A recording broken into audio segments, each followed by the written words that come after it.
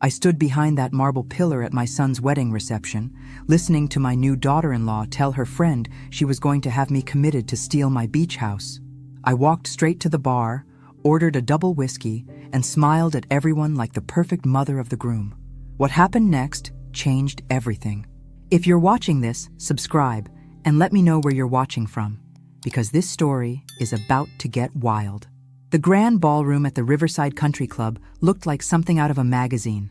White roses everywhere, crystal chandeliers casting warm light over 200 guests, and my son David looking handsome in his navy tuxedo.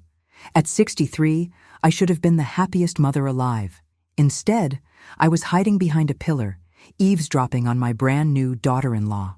"The plan is simple," Jessica whispered to her maid of honor, champagne flute in hand. "We give it 6 months, maybe a year. Document everything. When she forgets names, when she repeats stories, when she seems confused, then we have her evaluated." "Isn't that a bit harsh?" the friend asked. Jessica laughed. "She's 63 and alone in that big house. It's actually mercy. Plus, David deserves that beach house after everything she's put him through." My blood turned to ice. The beach house, the one my late husband Robert and I bought 30 years ago. The one where David learned to surf, where we spent every summer, where Robert proposed to me 45 years ago. I stepped back from the pillar, my heart hammering. Jessica caught my eye across the room and waved, that perfect smile plastered on her face. I waved back, because that's what mothers do at their son's wedding. We smile and wave and pretend everything is wonderful. But let me tell you something about pretending. I've had 63 years of practice. David appeared beside me, loosening his tie. "Mom, you look pale. You feeling okay?" "Just tired." "Sweetheart, it's been a long day." "Well, Jessica wants to talk to you about Christmas plans. She has some ideas about traditions." "I bet she does." "How lovely. We'll chat later." David squeezed my shoulder and headed back to his bride. I watched him go, remembering the little boy who used to build sandcastles with me, who cried when he scraped his knee, who promised he'd always take care of his mama. That little boy was gone. In his place stood a 32-year-old man who'd spent the last 6 months defending a woman he'd known for 8 months over the mother who'd raised him alone after his father died. I walked to the bar and ordered that double whiskey. The bartender raised an eyebrow. "Rough day?" he asked. "You could say that." I took a sip, feeling the burn. "Tell me, do you believe in karma?" He chuckled. "In my line of work, ma'am, I've seen enough to believe in everything." "Good answer." I finished my whiskey and set the glass down, because I have a feeling it's about to make a comeback. 3 months earlier, David had brought Jessica home for the first time. She was everything you'd expect a man to choose. Blonde, 28, with one of those smiles that could sell ice to penguins. "Mom, this is Jessica," David had said, practically glowing. "Jessica, this is my mother, Margaret, but everyone calls her Maggie. Mrs. Cooper," Jessica had gushed, giving me one of those too tight hugs. "David has told me so much about you. I've been dying to meet the woman who raised such an incredible man." Even then, something felt off. Too polished, too perfect, like she'd rehearsed it. "Please, call me Maggie. And it's wonderful to meet you too, dear." We'd sat in my living room, Jessica complimenting everything from my antique vases to my choice of coffee. David hung on her every word like she was reciting poetry. "How did you two meet?" I'd asked. "At the gym."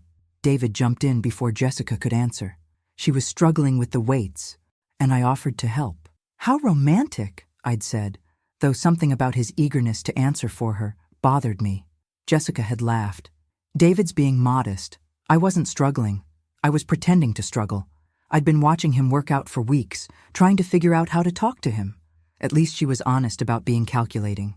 "And what do you do for work, Jessica?" "I used to work in social services, helping families navigate difficult situations, but I'm transitioning into wellness coaching now.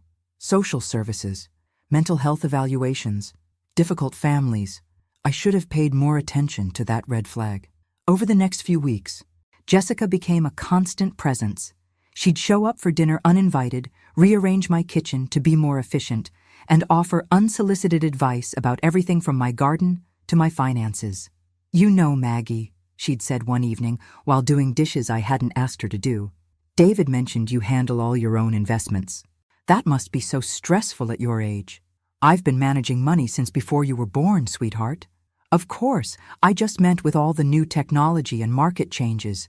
Maybe David could help take some of that burden off your shoulders. David, who'd never shown interest in my finances before Jessica arrived. David, who'd asked me for money 3 times in the past year to cover his credit card payments. I appreciate the concern, but I'm quite capable. She'd smiled that perfect smile. Oh, absolutely. I just worry about you being all alone in this big house. Alone. Like it was a disease. The worst part was watching David change. My son, who used to call me every Sunday, who brought me flowers on Mother's Day, who'd spent hours helping me clean out his father's study after the funeral.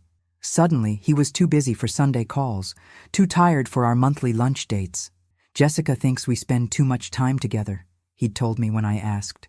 She says it's not healthy for a man my age to be so dependent on his mother. Dependent. When he'd been living in my pool house rent-free for 2 years. But I bit my tongue, because that's what mothers do. We swallow our words and hope our children come to their senses. Sometimes hope isn't enough. 2 weeks after the Jim Meet Cute story, David announced they were moving in together. Into the house I'd bought as an investment property 3 years ago. The house I'd let him live in, temporarily, while he got back on his feet after his last girlfriend cleaned out his savings account. It'll be perfect. Mom, David had said, pacing my kitchen while Jessica sat quietly, that serene smile never leaving her face. Jessica loves the place, and we can really start building our life together. That's wonderful, sweetheart. Have you thought about when you might want to take over the mortgage payments? His face had fallen. We're family. Can't we work something out? We have worked something out. For 2 years. Jessica had reached across the table and touched my hand.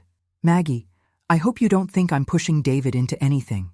The last thing I want is to come between you and your son. The last thing she wanted. Right. Of course not, dear. I'm just practical about business matters. Maybe we could do a gradual transition? Jessica suggested.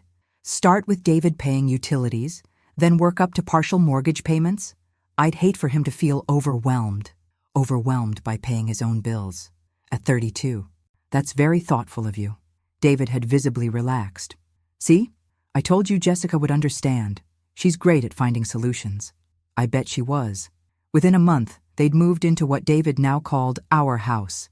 Jessica had redecorated, throwing out furniture that didn't match their aesthetic and replacing it with pieces that looked expensive but probably weren't. The utility bills stopped coming to me. The mortgage payments didn't start. When I'd called David about it, Jessica had answered his phone. Oh, hi, Maggie. David's in the shower. Is everything okay? Just checking on the house payments we discussed. Right. We've been meaning to talk to you about that. Money's been a little tight with all the moving expenses and Jessica's career transition. We were hoping we could start fresh next month? Like they were some established entity, instead of 2 people who'd known each other for 4 months. Of course. Next month will be fine. Next month came and went. So did the month after that. When I drove by the house one afternoon, I saw a brand new BMW in the driveway. David's old Honda was nowhere to be seen. I called him that evening. Mom, what's up? Nice car, David. Silence. Then, how do you know about the car? I own the house, remember? I drive by occasionally to check on my investment. That's kind of weird, Mom. Weird. Checking on property I owned was weird. Jessica needed reliable transportation for her new business, he continued. We got a great deal. How wonderful. Speaking of deals, when might you start contributing to the mortgage? Look, Mom, we need to talk. Jessica. Well, we both think you're being a little controlling about the money stuff. Controlling. For wanting my 32-year-old son to pay his own bills. I see. It's just that you use the house as leverage, like you're holding it over our heads. Jessica says that's not healthy family dynamics. Jessica says. Everything was Jessica says now. You're right, David. We should definitely talk about healthy family dynamics. Good. I'm glad you're open to feedback. Jessica's really good at this stuff. It's what she did professionally. Yes, it was. And I was starting to understand exactly what Jessica was good at. The conversation with David happened on a Tuesday. By Friday, I was sitting in my lawyer's office. "Margaret, are you certain about this?" Thomas Hartwell had been our family attorney for 15 years. He'd handled Robert's will, helped me navigate the insurance claims, drafted David's rental agreement for the pool house. Absolutely certain. Both properties? Both. The house on Maple Street and the beach house in Monterey. Thomas leaned back in his leather chair. "May I ask what precipitated this decision?" I could have told him about Jessica's whispered conversation at the wedding that hadn't happened yet. I could have explained about the BMW and the unpaid bills and the way my son now spoke to me like I was an inconvenience. Instead, I said, "I'm 63 years old, Thomas. I want to simplify my portfolio. These are significant assets, Margaret. The beach house alone is worth over $2 million, which is why I want them liquidated properly, discreetly." Thomas nodded slowly. "I assume David doesn't know about this?" "David assumes many things. That's part of the problem. He'll be entitled to notification as your heir, of course. Not if I'm not dead. He won't. Both properties are in my name alone. I can do whatever I want with them. Legally, yes. But Margaret, think about the family implications. I thought about Jessica's laugh when she'd told her friend about having me committed. I thought about David calling me controlling for expecting him to pay his own mortgage. I thought about 40 years of sacrificing for a child who now saw me as an obstacle to his happiness. Thomas, what do you think about people who bite the hand that feeds them? I think they shouldn't be surprised when the feeding stops." "Exactly. How long for the sales to go through? If we price them right and you're not particular about maximizing profit, we could close on both within 60 days. "Perfect. Price them to sell quickly. I want clean, fast transactions." Thomas made notes on his legal pad. "Where would you like the proceeds deposited?" "New account. Different bank. I'll give you the details next week." "And David? What about David? When will you tell him?" I thought about that for a moment, about timing and consequences, and the satisfaction of watching someone who'd taken you for granted discover exactly what they'd lost. "I'll tell him when he needs to know." Thomas raised an eyebrow but didn't comment. We'd known each other long enough for him to recognize my stubborn streak. "One more thing, Thomas. I want you to research something for me." "Of course." "Jessica Morrison, 28 years old, used to work in social services. I want to know everything. Employment history, background, any legal issues. Any particular reason? Call it maternal instinct." Thomas made another note. "I'll have something for you by next week." I left his office feeling lighter than I had in months. Not because I was selling the properties. Those sales would hurt, especially the beach house, but because I was finally taking action instead of just reacting. Jessica wanted to play games with a helpless old lady. She was about to learn I wasn't nearly as helpless as she thought. The call came on a Thursday morning in October. David's voice was higher than usual, tight with panic. "Mom, we need to talk, now." "Good morning to you too, sweetheart. How are you?" "Don't. Can you come over? Jessica's at work." "So we can talk privately." Interesting. Privately meant without Jessica's supervision. "I'll be right there." I drove to Maple Street slowly, savoring what I knew would be my last visit to the house as its owner. The BMW was gone from the driveway, but David's new truck, another recent purchase he definitely couldn't afford, sat gleaming in the morning sun. David opened the door before I could knock. His hair was disheveled, his shirt wrinkled like he'd slept in it. "We got a notice," he said without preamble. "The house is being sold. They want us out in 30 days. "How strange. Who's selling it?" "Very funny, Mom. You know exactly who's selling it." I walked past him into the living room. Jessica had redecorated again since my last visit. Everything was white and gray now, sterile as a hospital. "I'm afraid I don't understand your tone, David." "Cut the act. You sold our house." "I sold my house. There's a difference." David stared at me like I'd grown another head. "This is our home. Mom, we've been living here for months. We've built a life here. On my dime. We were going to start paying the mortgage. We just needed more time. 6 months wasn't enough time? We had expenses. The wedding, Jessica's business startup costs, the cars. The cars, plural. How many cars do 2 people need? David." He ran his hands through his hair. "That's not the point. The point is, you can't just kick us out without warning." "Actually, I can. Check your lease agreement." "What lease agreement?" I pulled the document from my purse. "The one you signed when you moved in. 30 days notice for termination. Thomas had you sign it, remember? David's face went pale as he read. I thought this was just a formality. Family paperwork. All contracts are formalities until someone breaks them. We didn't break anything. You stopped paying rent after the first month. You bought luxury cars while stiffing me on utilities. And according to my research, Jessica's been telling people she owns this house. That last part was a guess, but the way David's eyes shifted told me I'd hit the mark. She was just, people ask questions when you're not on the deed. She was trying to avoid awkward conversations. By lying. By protecting our privacy. I folded the lease and put it back in my purse. Where is Jessica today, David? At her new office. She's launching her wellness coaching business. With what money? She has investors. Do these investors know she's been living rent-free for 6 months? Mom, you're being ridiculous. We're family. Family helps each other. You're right. Family does help each other. Tell me, when was the last time you helped me with anything? I help you all the time. When? We have dinner together. When I cook and you eat. I help with your technology issues. You've never fixed anything technological for me in your life. I provide emotional support by telling me I'm controlling, by canceling our lunch dates, by screening my calls through your girlfriend. David slumped onto Jessica's pristine white couch. This isn't fair, Mom. We're getting married. We need stability. Then get jobs that provide it. We have jobs. Jessica has a startup with mysterious investors, and you have a part-time consulting gig that barely covers your truck payment. That's not employment, David. That's wishful thinking. So you're punishing us for not being rich enough for you? The accusation stung because it was so backwards. I'm protecting myself from people who see me as a bank account instead of a person. That's not true, isn't it? When was the last time you called to ask how I was doing?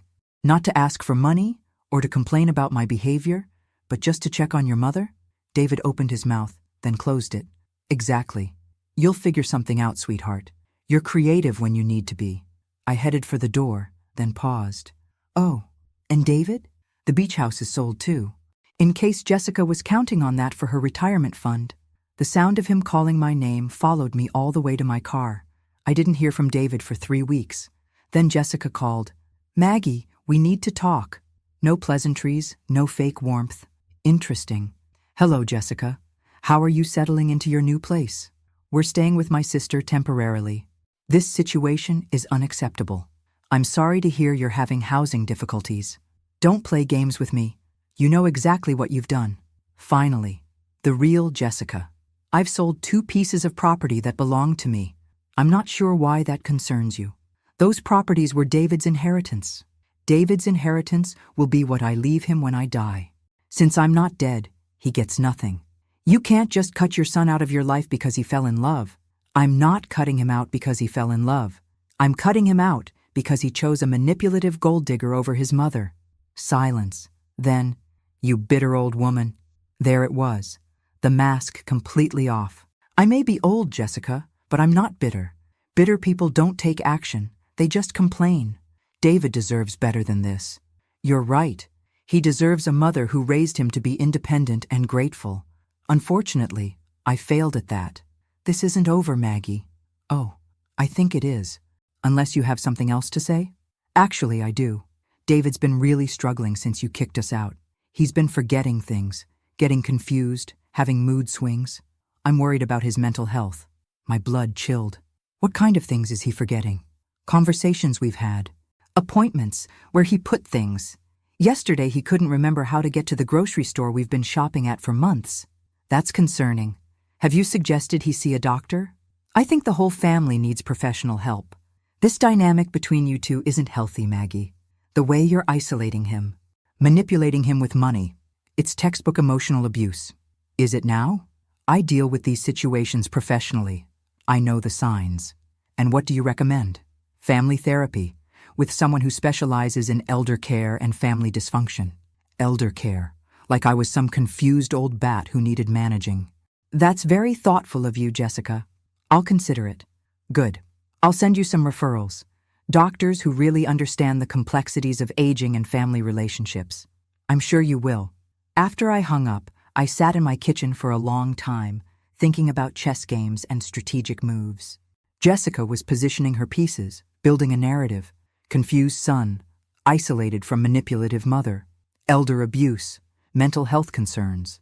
She was good, very good, but she'd made one crucial mistake. She'd warned me what was coming. The intervention happened on a Tuesday morning in November. I was making coffee when I heard cars in my driveway. Through the window, I saw David's truck, a sedan I didn't recognize, and a white van. The doorbell rang. David stood on my porch with Jessica, a woman in scrubs and a man in a suit.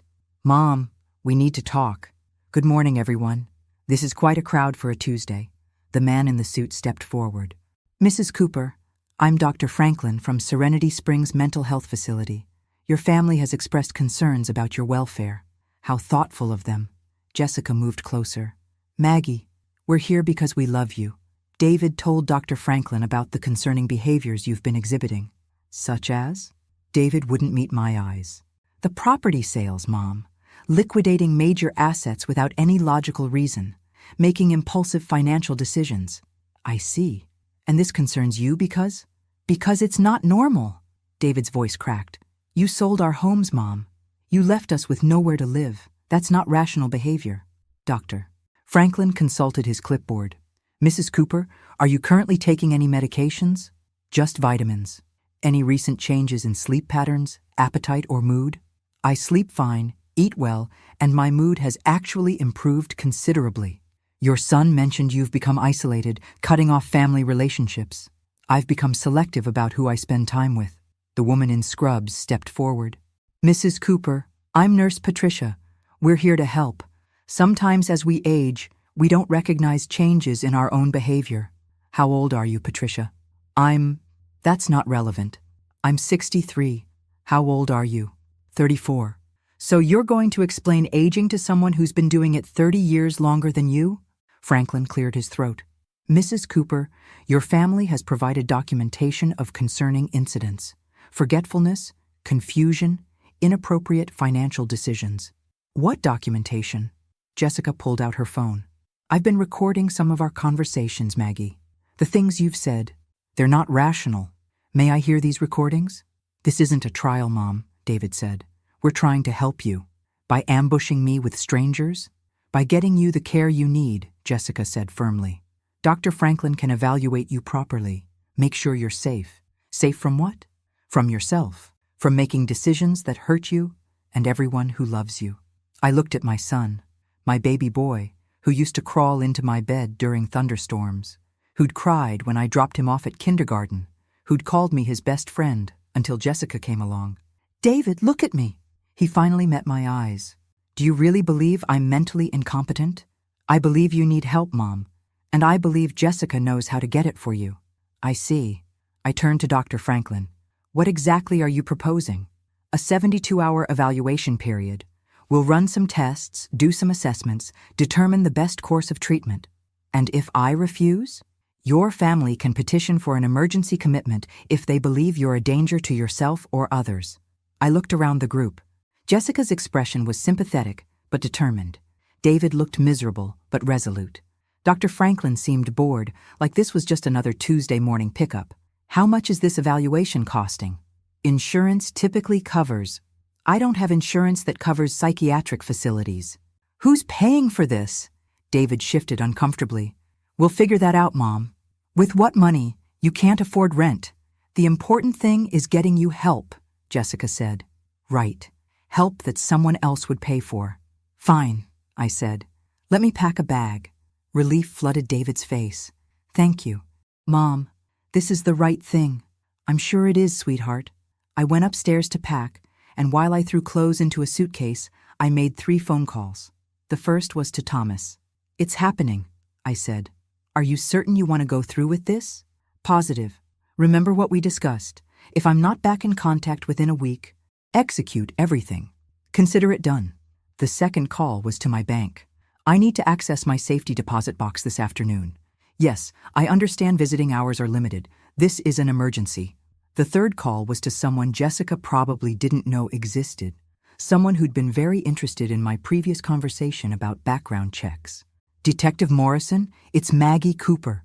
I think it's time we had that conversation about your sister." Serenity Springs Mental Health Facility looked exactly like what it was, a place where inconvenient people got stored.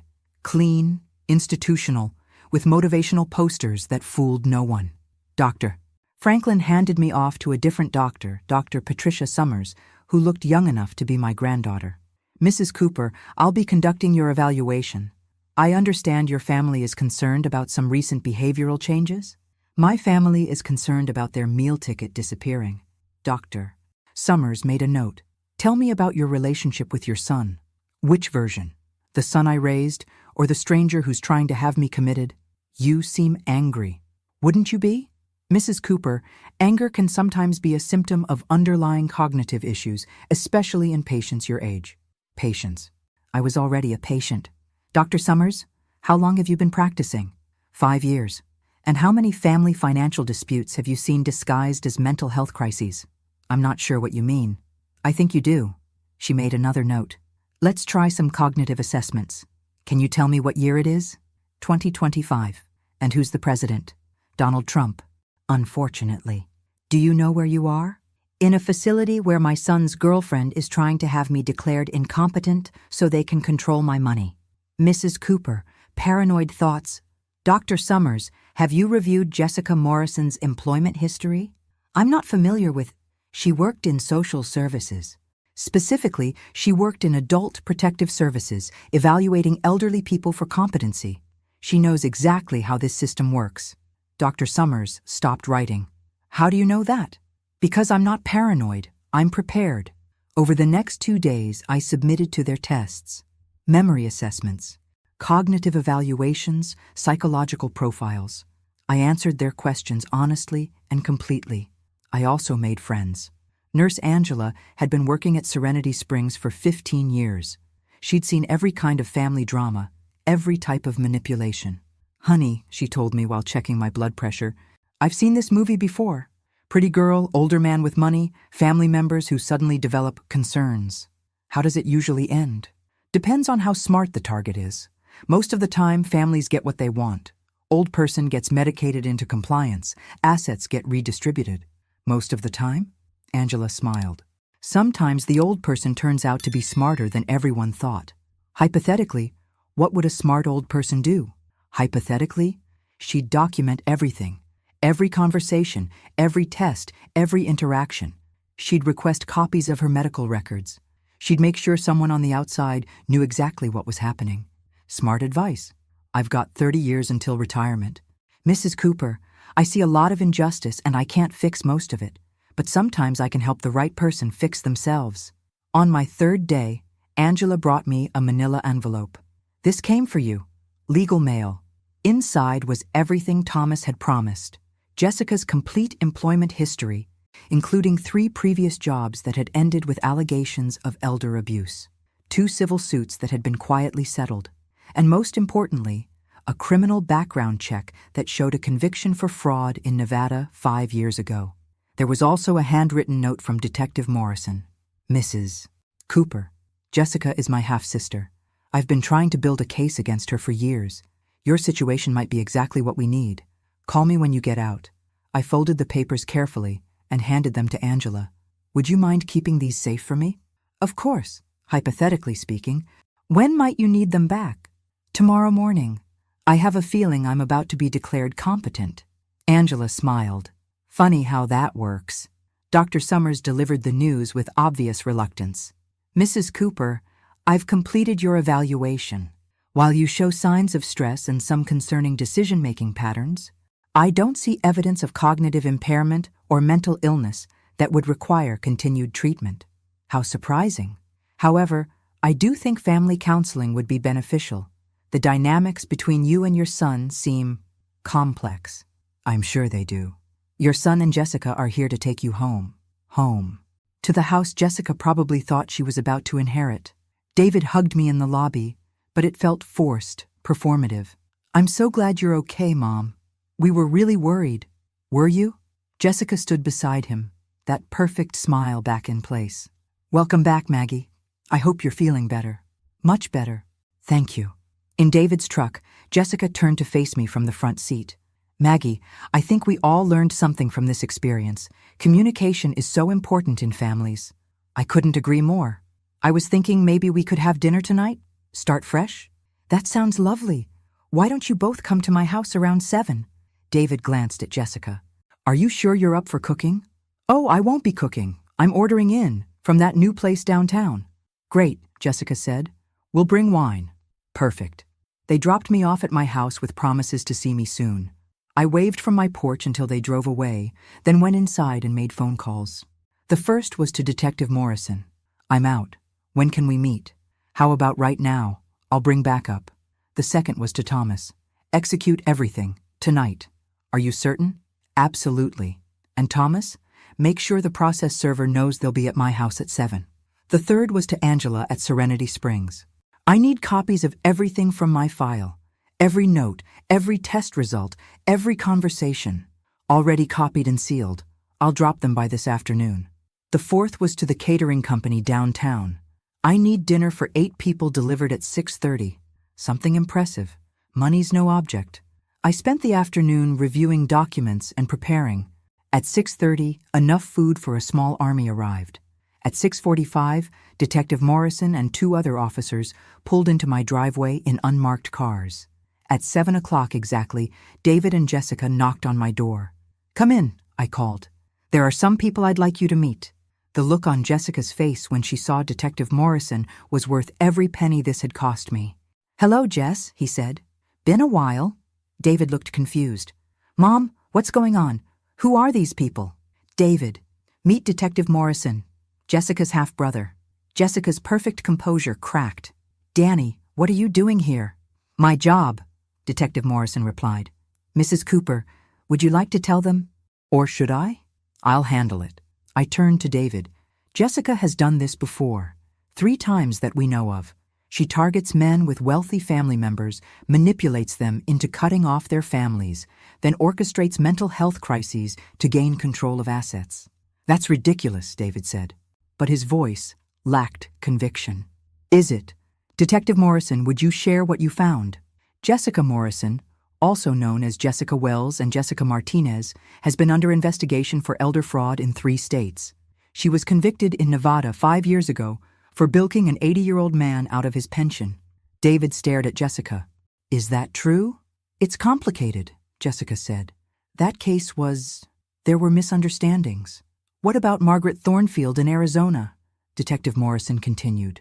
83 years old, committed to a facility after her nephew's girlfriend convinced him his aunt was incompetent. The aunt who died in that facility 3 months later. After signing over her estate? That was different, Jessica whispered. Or Harold Brennan in Colorado.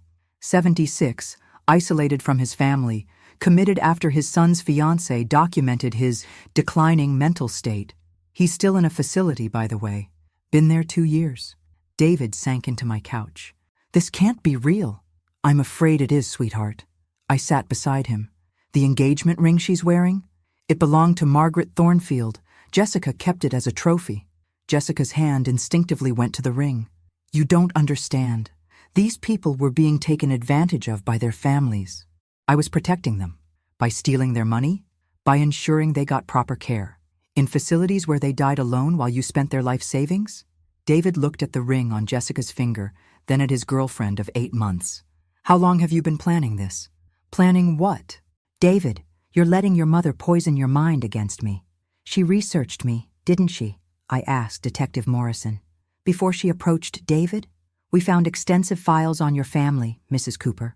Financial records, property ownership, your husband's obituary, David's employment history. She knew exactly what she was walking into. David stood up slowly. You targeted me. This whole relationship, you targeted my family. David, please. I love you. You love my inheritance. That's not true. Detective Morrison stepped forward. Jessica Morrison, you're under arrest for conspiracy to commit fraud, falsifying medical documentation, and elder abuse. As he read her rights, Jessica finally dropped the act completely. You think you've won? She snarled at me. Your son will never forgive you for this. You've destroyed his life just to prove you're smarter than me. No, I said quietly. I've saved his life, and my own. David watched silently as they led Jessica away. When the police cars disappeared, he turned to me. "Mom, I am so sorry. I know you are, sweetheart. How can you ever forgive me?" I thought about that question for a long moment. About trust and betrayal. About love and disappointment. About the difference between forgiving and forgetting. "David, I forgave you the moment you realized what had happened. But forgiveness doesn't mean pretending this didn't hurt." "I understand." "Do you?" "Because I need to know that you understand how close we came to losing everything. Not just money, everything." David nodded, tears in his eyes. "She almost destroyed us." "Yes, she did. And you helped her. I thought I was protecting her from you. She made me believe, God, Mom, she made me believe you were the problem." That's what people like Jessica do. They're very good at it. "How do we fix this?" I looked at my son, really looked at him for the first time in months. He looked older, tired, like he'd been carrying a weight he was finally able to put down. "We start over, slowly, with honesty. And the houses are sold. I'm keeping the money." David winced but nodded. "I deserve that." "Yes, you do. But David?" "Yeah?" "When you're ready to rebuild your life, your real life, not some fantasy Jessica sold you, I'll be here to help." "Why?" "Because despite everything, you're still my son. And mothers don't give up on their children, even when their children give up on them." 6 months later, I was sitting on the deck of my new beachfront condo, watching the sunset paint the Pacific in shades of gold and pink. The place was smaller than the house I'd sold, but it was mine, and it was peaceful. David had called that morning to tell me about his new job, real employment this time, with a steady salary and health insurance. He'd moved into a small apartment, was seeing a therapist, and had started paying back the money Jessica had spent using his credit cards. "I'm proud of you," I'd told him. "I'm trying, Mom. I'm really trying." "I know you are. We had dinner once a month now. Awkward at first, but getting easier. Trust would take time to rebuild, but we were working on it." Jessica had been sentenced to 5 years in federal prison. Detective Morrison said it should have been longer, but plea bargains were part of the system. She'd also been ordered to pay restitution to her previous victims, though most of them would never see their money again. The best part was hearing that Harold Brennan had been released from his facility and reunited with his family. Sometimes justice came slowly, but it came. My phone buzzed, a text from a number I didn't recognize. "Mrs. Cooper, this is Sarah Chen. Detective Morrison gave me your number. I think my stepmother might be doing to my father what Jessica did to you. Could we talk?" I smiled and typed back, "Of course. When would you like to meet?" People often asked me if I regretted how things turned out, if I wished I'd handled it differently, been more understanding, given Jessica more chances. The answer was simple: no. I'd learned something important over the past year. Being a mother doesn't mean being a doormat. Loving your children doesn't mean accepting abuse. And being 63 doesn't mean being helpless. Jessica had seen an easy target, a lonely widow who'd do anything to keep her son happy. She'd been half right. I was a widow, and I did love my son. But I wasn't lonely, and I definitely wasn't easy. The sun dipped below the horizon, and I raised my glass of wine in a silent toast. To mothers everywhere who'd learned the difference between love and enablement. To children who'd found their way back home. And to second chances, which sometimes came disguised as endings. Tomorrow, I'd meet with Sarah Chen, and we'd figure out how to protect her father from his predatory stepmother. Next week, I'd have dinner with David, and we'd continue rebuilding what Jessica had tried to destroy. Tonight, I'd sit on my deck and enjoy the peace that came from knowing exactly who I was and what I was worth. Being a mother means loving unconditionally, but it also means knowing when to stop feeding the hand that bites you. Some lessons are worth learning, no matter how much they cost. Thanks for listening. Don't forget to subscribe and feel free to share your story in the comments. Your voice matters.